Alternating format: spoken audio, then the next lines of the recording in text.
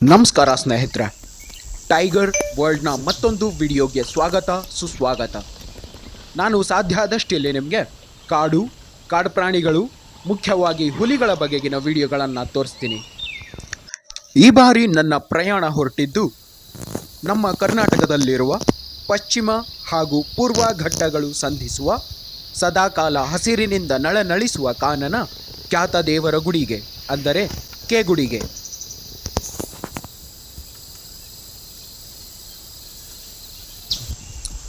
ಈ ಕಾಡಿರೋದು ಚಾಮರಾಜನಗರ ಜಿಲ್ಲೆ ಯಳಂದೂರು ತಾಲೂಕಿನ BRT, ಅಂದರೆ ಬಿಳಿಗಿರಿ ರಂಗನಾಥ ಹುಲಿ ಸಂರಕ್ಷಿತ ಪ್ರದೇಶದ ಒಳಗಡೆ. ಇದು ತಮಿಳುನಾಡಿನ ಸತ್ಯಮಂಗಲ ಕಾಡನ್ನು ಸಹ ತನ್ನ ಗಡಿಯನ್ನಾಗಿ ಹಂಚಿಕೊಂಡಿದೆ.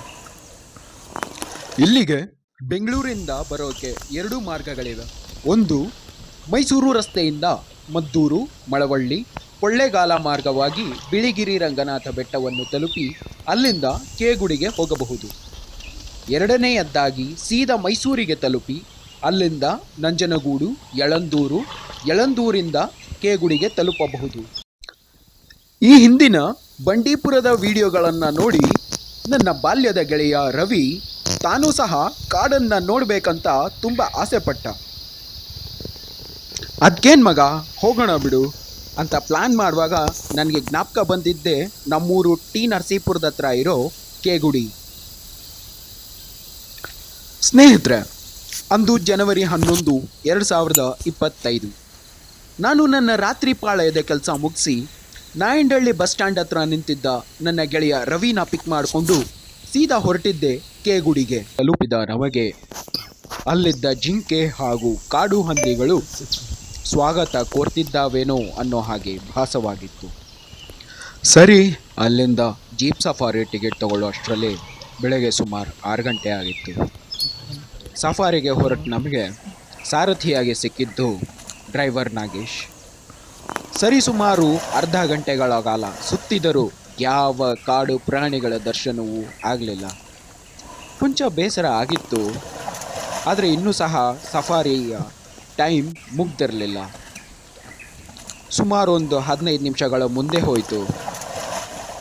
ಅಲ್ಲೇ ಸಮೀಪದಲ್ಲೇ ಇದ್ದ ಯಾವುದೋ ಹಳ್ಳದಲ್ಲಿ ಯಾರೋ ಸ್ನಾನ ಮಾಡ್ತಾ ಈಜಾಡ್ತಾ ಇದ್ದಾರೇನೋ ಅನ್ನೋ ರೀತಿ ಶಬ್ದ ಕೇಳಿಸ್ತಾ ಇತ್ತು. ನಮ್ಮ ನಾಗೇಶಣ್ಣ ಜೀಪನ್ನು ಆ ಹಳ್ಳದ ಕಡೆಗೆ ತಿರುಗಿಸಿದ್ರು. ಕುತೂಹಲ ಭರಿತರಾಗಿ ಎದುರು ನೋಡ್ತಿದ್ದು ನಮಗೆ ಆಗ್ತಾನೆ ನಿದ್ದೆಯಿಂದ ಎದ್ದೇಳಿ ಸ್ನಾನ ಮಾಡೋಕೆ ಅಂತ ಬಂದಿದ್ದ ಗಜರಾಜನ ದರ್ಶನ ಆಯಿತು. ಅವನಿಗೆ ತುಂಬ ಭಕ್ತಿ ಶಿಸ್ತು ಜಾಸ್ತಿ ಅನ್ಸತ್ತೆ. ಸೂರ್ಯ ನಮಸ್ಕಾರ ಬೇರೆ ಮಾಡ್ತಾ ಇದ್ದ. ಹಾಗೆ ಸ್ವಲ್ಪ ಹೊತ್ತು ಈಜಾಡಿಕೊಂಡು ಹಳ್ಳದ ಈ ಕಡೆಯಿಂದ ಆ ಕಡೆಗೆ ಹೋಗ್ಬಿಟ್ಟ. ಮೋಸ್ಟ್ಲಿ ನಾಷ್ಟ ಮಾಡೋಕೆ ಅಂತ ಇರಬೇಕು. ಅವನ್ನ ನೋಡಿ ನಮಗೂ ಕೂಡ ತುಂಬ ಸಂತೋಷ ಆಯಿತು, ಆಹ್ಲಾದಕರವಾಗಿತ್ತು. ಹಾಗೆ ನಮ್ಮ ಸಫಾರಿ ಕೂಡ ಮುಂದುವರಿತು. ಸಫಾರಿಯಲ್ಲಿದ್ದ ನಮಗೆ ಮಾರ್ಗ ಮಧ್ಯೆ ಸಿಕ್ಕ ಚುಕ್ಕೆ ಜಿಂಕೆಗಳು, ಸಾಂಬಾರ್ ಜಿಂಕೆ, ಕಾಡೆಮ್ಮೆ, ಬಾರ್ಕಿಂಗ್ ಜಿಂಕೆ ಹಾಗೂ ಹಲವು ಪಕ್ಷಿಗಳ ದರ್ಶನವೂ ಕೂಡ ಆಯಿತು. ಇಷ್ಟೆಲ್ಲ ಪ್ರಾಣಿಗಳನ್ನು ನೋಡುತ್ತಾ ಸಾಗುತ್ತಿದ್ದ ನಮ್ಮ ಸಫಾರಿ ಹೊರಟು ಸುಮಾರು 1.5 ಗಂಟೆಗಳಾಗಿತ್ತು. ಇನ್ನೇನು 1.5 ಗಂಟೆಗಳು ಮಾತ್ರ ಬಾಕಿ ಇದೆ. ನಮಗೆಲ್ಲ ಸಫಾರಿ ಎಷ್ಟೇ ಸಂತೋಷ ಬಂದಿದ್ರೂ ಅದೇನೋ ಬೇಸರ. ಅಷ್ಟು ದೂರದಿಂದ ಬಂದಿದ್ದೀವಲ್ಲ, ಆದರೂ ನಮಗೆ ಇನ್ನೂ ಹುಲಿರಾಯನ ದರ್ಶನ ಆಗಿಲ್ಲ ಅಂತ. ನಮ್ಮ ಡ್ರೈವರ್ ನಾಗೇಶ್ ಅಣ್ಣಂಗೆ ನಮ್ಮ ಮನದಾಳದ ಮಾತು ಅರ್ಥ ಆಯಿತು ಅನಿಸುತ್ತೆ. ಹುಲಿಗಳಿಗೋಸ್ಕರ ತಾನೇ ಹುಡುಕಾಟ ಶುರು ಮಾಡಿಬಿಟ್ಟ. ಹೀಗೆ ಸಾಗ್ತಾ ಇರಬೇಕಾದ್ರೆ ಸಡನ್ನಾಗಿ ಜೀಪ್ ನಿಲ್ಲಿಸಿದ್ರು ನಾಗೇಶಣ್ಣ. ಏನಾಯಿತು ನಾಗೇಶಣ್ಣ ಅಂತ ಕೇಳಿದೆ. ಅದಕ್ಕೆ ಅವ್ರು ತೋರಿಸಿದ್ರು ಅಲ್ಲೇ ಹಸಿಯಾಗಿ ಮೂಡಿದ್ದ ಹುಲಿ ಹೆಜ್ಜೆ ಗುರುತುಗಳು. ಅದನ್ನು ನೋಡ್ತಾ ಇದ್ದೆ. ಹಾಗೆ ನನಗೆ ಯಾರೋ ಇಲ್ಲಿ ಹತ್ತಿರದಲ್ಲಿ ಬರ್ಗರ್ ಮಾಡ್ತಾ ಇದ್ದಾರೇನೋ ಅಂತ ಅನಿಸ್ತು. ಆ ದಟ್ಟ ಕಾಡಿನ ನಡುವೆ ಯಾರು ತಾನೇ ಬರ್ಗರ್ ಮಾಡ್ತಾರೆ ಹೇಳಿ ಅಂತ ಯೋಚನೆ ಮಾಡ್ತಿದ್ದೆ. ಆಗ ನನಗೆ ಹೊಳೀತು, ಹೌದಲ್ವಾ, ಹುಲಿಯ ಮೂತ್ರ ಬರ್ಗರ್ನಂತೆ ಸ್ಮೆಲ್ ಕೊಡುತ್ತೆ. ಯಾವುದೋ ಹುಲಿ ಇದೇ ದಾರಿನಲ್ಲಿ ಹೋಗಿ ತನ್ನ ಟೆರಿಟರಿ ಮಾರ್ಕಿಂಗ್ ಮಾಡ್ತಾ ಇದೆ. ಅದಕ್ಕೆ ನಾವು ಜೀಪ್ನ ತಗೊಂಡು ಹುಲಿ ಹೆಜ್ಜೆನೇ ಹಿಂಬಾಲಿಸ್ತಾ ಹುಲಿ ಸಿಗ್ಬೋದೇನೋ ಅಂತ ಅದು ನಡೆದಿದ್ದ ದಾರಿನಲ್ಲೇ ನಮ್ಮ ಜೀಪ್ ಸವಾರಿನ ತಗೊಂಡು ಹೋದ್ವಿ. ಹಾಗೆ ಮುಂದೆ ಸಾಗ್ತಿದ್ದು ನಮಗೆ ಲಂಗೂರ್ ಮಂಗಗಳ ಚೀರಾಟ ತುಂಬ ಜೋರಾಗಿ ಕೇಳಿಸ್ತಾ ಇತ್ತು. ಅದನ್ನು ವಾರ್ನಿಂಗ್ ಕಾಲ್ಸ್ ಅಂತ ಕರೀತಾರೆ. ಚಿರತೆ ಅಥವಾ ಹುಲಿನ ನೋಡಿದ್ರೆ ಲಂಗೂರ್ ಮಂಗಗಳು ಈ ರೀತಿ ವಾರ್ನಿಂಗ್ ಕಾಲ್ಸ್ ಕೊಡ್ತವೆ. ವಾರ್ನಿಂಗ್ ಕಾಲ್ಸ್ನ ಕೇಳಿಸ್ಕೊಂಡು ನಮಗೆ ಖಚಿತ ಆಯಿತು, ಇಲ್ಲೇ ಹತ್ತಿರದಲ್ಲೇ ಯಾವುದೋ ಹುಲಿ ಇದೆ ಅಂತ ಅನ್ನಿಸ್ತಾ ಇತ್ತು. ಅದಕ್ಕೋಸ್ಕರನೇ ಅಲ್ಲೇ ಜೀಪ್ನ ಒಂದು 10 ನಿಮಿಷ ನಿಲ್ಲಿಸಿದ್ವಿ.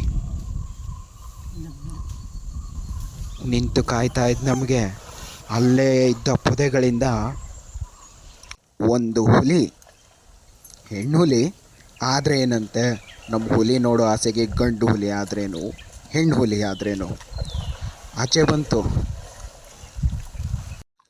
ಅವಳನ್ನ ನೋಡಿದ ನಮಗೆ ಆನಂದವೋ ಆನಂದ, ಆದರೆ ಮನಸ್ಸೊಳಗೆ ಏನೋ ಭಯ, ಏನು ಮಾಡಿಬಿಡುತ್ತೋ, ಎಲ್ಲಿ ನಮ್ಮ ಮೇಲೆ ಅಟ್ಯಾಕ್ ಮಾಡುತ್ತೋ ಅಂತ ಭಯ.